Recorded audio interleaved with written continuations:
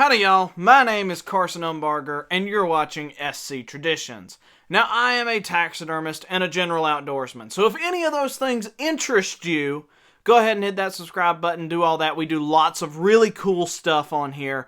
Stay tuned. So today's video is going to be all about this guy, a squirrel mannequin, specifically the flex form squirrel mannequins. Now most taxidermy mannequins that you've probably seen out there are something like this. This is an LZ squirrel. And he's rigid. That's what most of your mannequins are made of, is a really rigid foam. This guy, as his name implies, is soft. He's still made of foam, but he's a soft, flexible foam, hence the name Flex Form. They were real original with that. But I'm going to give you 2 positives and 3 negatives regarding the Flex Form.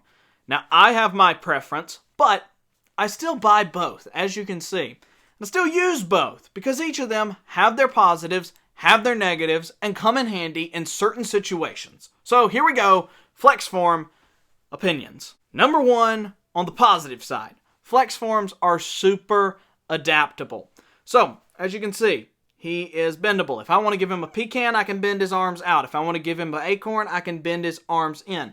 Compared to something like this, which is a traditional mannequin, I'm going to have to cut, I'm going to have to wire, I'm going to have to add new foam, I'm going to have to work with clay, I'm going to have to do all of this. While this, I can just bend. Same with his feet. If I want to put him on a big flat log, his feet are already flat. If I want to bend him on a log that's, more like a twig, I can bend his legs down.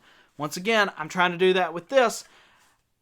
I've got to do a little bit more work on my end, which I don't mind, but time is money, and if I can make it work where it's going to be quicker and look just as good, going with this. Number 2, flex forms are really forgiving. Now, taxidermy is this weird kind of thing of, you're pulling the skin to get it where you want to go, but you don't want to pull too hard because you don't want to rip the skin and tear a hole in it or tear fur out of it. And small game mounts, this is paramount. A big deer hide, those are thick. You can kind of yank on them and pull on them, and the biggest thing you got to worry about is hair. You don't have to worry too much about tearing the skin. Squirrels, rabbits, especially rabbits, have really thin skin. If you pull too hard, you can tear it. And I don't stitch up a lot of my tiny little shotgun pellet holes, so a 6-shot hole I can usually take a hairbrush and kind of just brush the hair over and you never knew it existed. If I pull on it too hard though, that little 6-shot hole can turn into a 12-gauge slug hole. We got bigger problems. I ain't gonna really be able to fix that without some, aggressive alterations. The flex form though, helps you with that. You're going to get a lot of bendability. You even got bendability in the body. So if you're pulling a little bit too hard and that skin kind of presses down into that body, it's going to flex. Something like this, he ain't flexing. I can carve him almost. So flex forms, forgiving, adaptable. Great in that regard. For all it's worth though, the flex form does struggle in a couple of areas.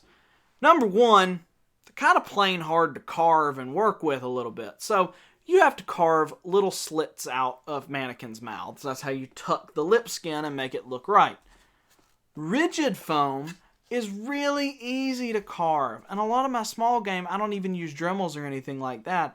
I'm using knives to kind of pick out and carve. This guy, soft foam. Nice and flexible, but also means when you're trying to cut it, it's nice and flexible. I don't attribute that so much to the company or anything like that. That's just the nature of the foam. And I'm being honest, these are my honest opinions. Like I said, both of them have their uses. Flex forms also struggle a little bit in the quality control. I'm honestly a little disappointed. So this LZ's has a couple of little pinholes in it from where I guess the foam didn't set quite right or anything like that. But I could take a little bit of clay, smooth over it. Honestly, I don't even need to do that though. It's still nice and smooth. Good looking mannequin. Little disappointed in this guy. So his facial features are just lacking. He looks like he's got a big rash back here, which is where they poured him if I had to take a guess. Just a rougher foam. He's dirty. I'm just like, what happened, guys? Come on. Now, it's not that bad. I can take some foam. I can take some sandpaper, dust him up, carve him out a little bit, and he's good. But remember, they're a little bit harder to carve. And once again, we're into that whole conflict of time is money, and is it worth it to do all this? Should you just buy this instead of that? I don't know.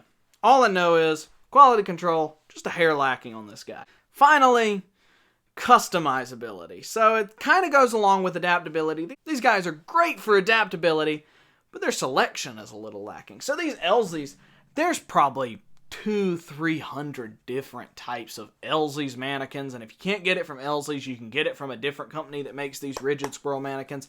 This is a squirrel running up the tree. I've got squirrels that are sitting on a log. I've got squirrels that are playing baseball. I've got squirrels that are running down a log. I mean, good grief, I can get an Elsie squirrel in any way, shape, or form, and all sizes that I want.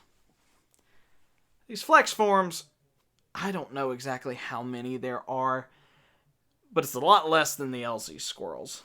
And that's okay. If I've got a squirrel that fits this, I'm going to buy this sometimes. But the squirrels have to fit in very specific dimensions to fit this. There's maybe 25, 30 selections of this. And the fact of an animal fitting within those defined limits, it's a little slim when compared to this where I've got 300 defined limits. You know, I can get it really close on that rigid squirrel. Can't get it uber close with that. I've kind of got to go with what I've got on this. So in the end, flex forms are super forgiving and super adaptable, but they struggle in quality, carvability, and customizability. Like I said though, I'm not hating on it. I still buy both of them. I buy more of these. Yes. Why? Probably because there's more options in regard to these than these. Is there still a time and a place for flex forms? Am I ever going to hate on flex forms? And if my client or something picks something and they like the flex form look better, well, by Jove, I'm going to give them the flex form. That's how I roll. So, this, great mannequin. This, great mannequin. Both of them have a time and a place. I use both of them. I prefer this one. I don't hate on this one. Hope y'all enjoyed this really quick video, kind of an informal video. We do a lot of really cool stuff on here. I swear it's not just reviewing mannequins. It's kind of a weird video in all my opinion. But I will see y'all next time. I hope you enjoyed the video. Once again, hit that subscribe button for me, and I shall see y'all later. I had to go mount a squirrel, specifically this one.